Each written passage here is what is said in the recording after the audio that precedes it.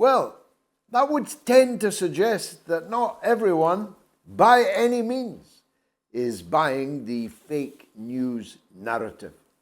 And that has something to do with the work of my next guest. With his friends and colleagues, he was present at the Lincoln Memorial for the Rage Against the War Machine event last weekend. And he will, I think, be a big figure in American political future. I hope so anyway. He's Jackson Hinkle, the US-based political analyst and the host of The Dive. Jackson, thanks for joining us. Your president was in Kiev doling out more hundreds of millions of US dollars when a mushroom cloud hung over Ohio and the toxic effects of an inevitable railway crash due to the crumbling infrastructure of your country were left unattended, at least by the president. I see Donald Trump is there today, never one to miss an opportunity. Was this just complacency on the part of Biden or something worse? I think it's something worse. I think it shows that Joe Biden does not put Americans first as he is fulfilling the duties of being president of the United States. He's putting the deep state agenda first. He's putting the military industrial complex first, because every single time he signs off on another check for more artillery, more munitions, more bullets, more tanks, more maybe even, fighter jets soon enough for Ukraine, it's more money in the pockets of the CEOs and the shareholders of Boeing, Raytheon, Lockheed Martin, and all of the other military industrial complex companies. So Donald Trump being in East Palestine, Ohio is great. I think, he truly does care about these people. He went with over 14,000 bottles of water to hand out to the individuals that are suffering at the hands of this massive environmental catastrophe that's underway with this what they're calling a controlled burn of a train derailment carrying chemicals. It's also just goes to show that the Democratic Party has not the slightest care in the world for the citizens of America. I mean, even from a point of view from a political strategist, don't you think, George, that it would make more sense if you have the aim of getting votes and winning the sympathy of the American people to actually at least act like you care about the American people if you're president of the United States? Yes. Any dolt who's in politics would know the optics, as they put it nowadays, of that.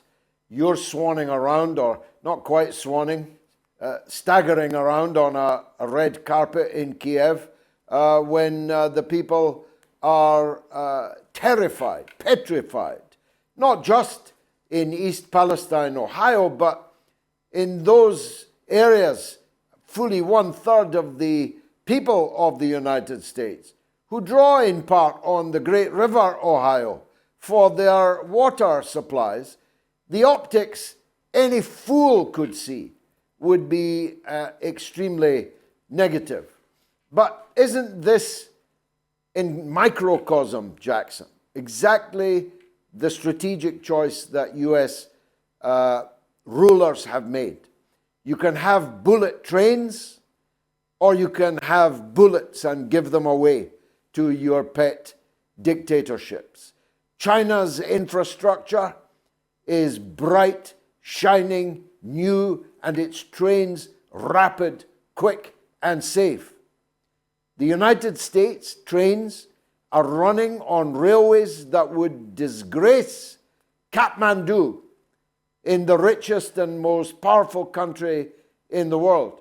This is a choice that your rulers have made, isn't it?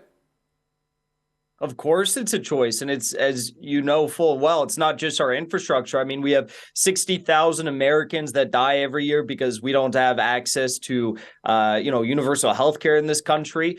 We have 500 to 600,000 Americans that are homeless and are wondering where they're going to get their next meal each and every day. It's a crisis what's underway right now with the state of the economy in our country. It's getting worse, just as it is in the United Kingdom. And again, Joe Biden has no care in the world for this, as you put it, whether it's sending billions to fund a proxy war, a real war rather, in Afghanistan or Iraq, or a dirty war in Syria to try and topple the Assad government, or regime change operations underway in Iran, or now this proxy war that we're witnessing in Ukraine against Russia, and probably what's going to be a world war that eventually takes place with China over Taiwan. What's clear is that the United States government is far more focused on influencing other governments, taking control, taking hostage of sovereign people all across the world, rather than actually investing in our country and trying to improve the lives of everyday Americans. And that's why the American empire is crumbling, because it's forgotten our people here at home.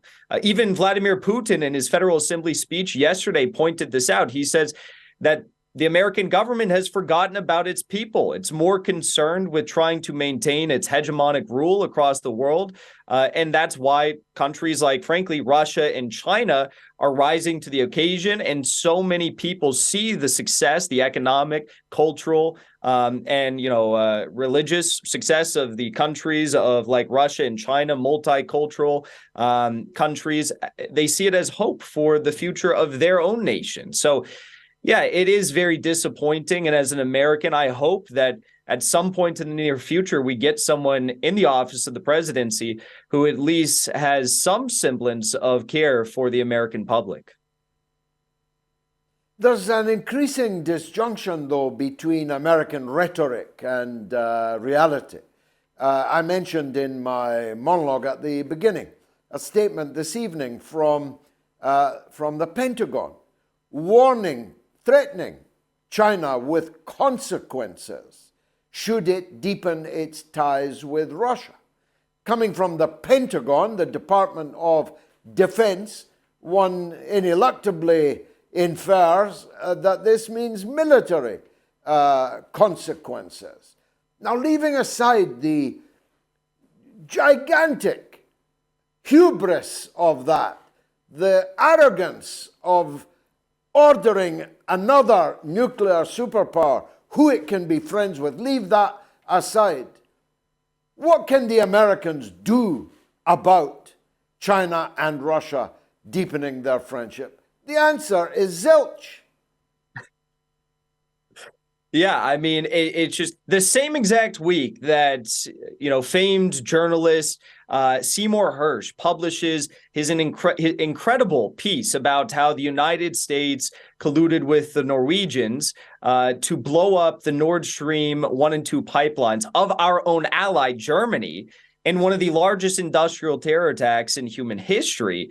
They have the audacity, the United States has the audacity to tell China that they can't ally with Russia. These are two sovereign nations. And, also worth noting at the same time, we are ramping up escalations with China by making up all these crazy lies about Taiwan, saying that, Taiwan is not part of China. It's not governed by Beijing. We are trying to actively, the United States government is trying to destroy peace deals that we've had with China for decades and decades now surrounding this very question of Taiwan. In addition to that, we just put up 4 new military bases, I believe in the Philippines this week, to further encircle China.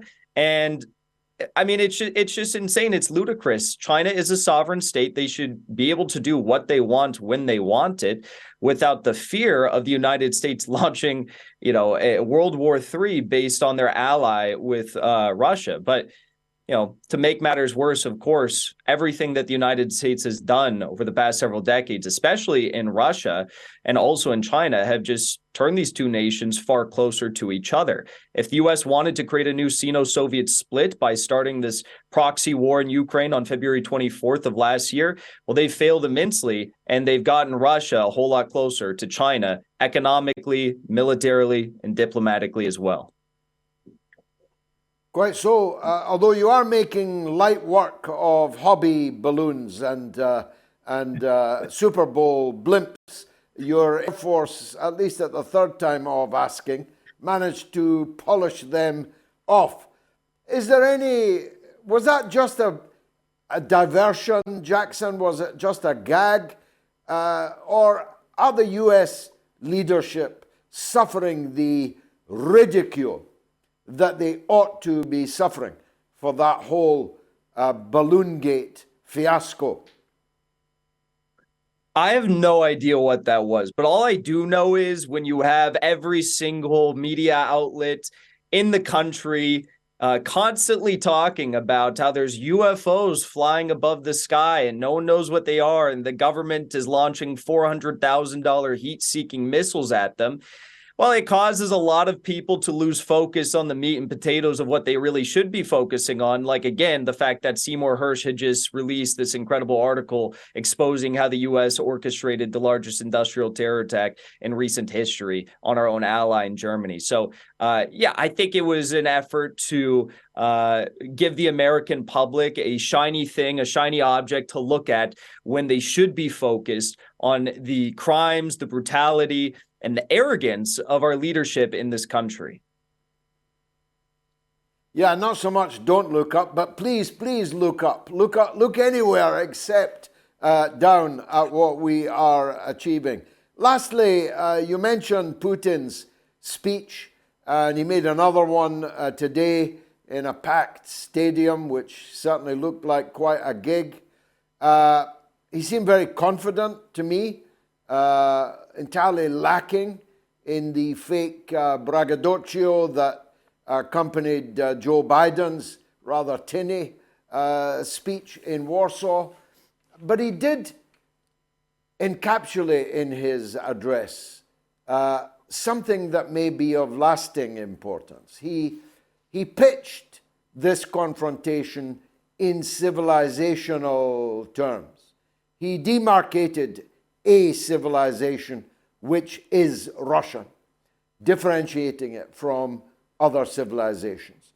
It's been passed to us, he said, and we must preserve and pass it on. He talked about the West as decadent and depraved, and it's not hard to see what he was on about. It's not hard, just look around you and you'll see on television, on the internet, in the new wokeness that is everywhere like a virus, in our public bodies, even in our education systems.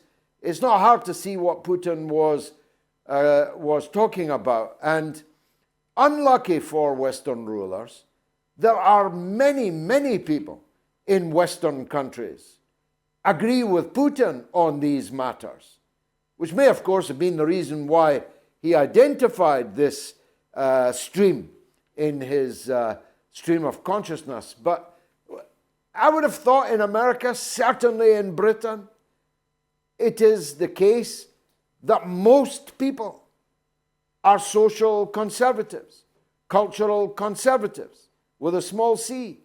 They don't like the way our society and our world has become.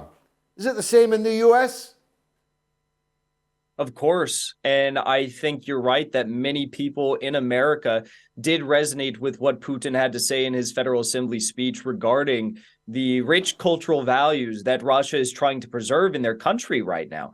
And I think it would probably be accurate to say that Russia views what's happening right now with this proxy war against their nation as it's not just something that they have to defend in the face of Nazism, but they're defending their country, their humanity in the face of Satanism. I mean, this truly is an absolute war.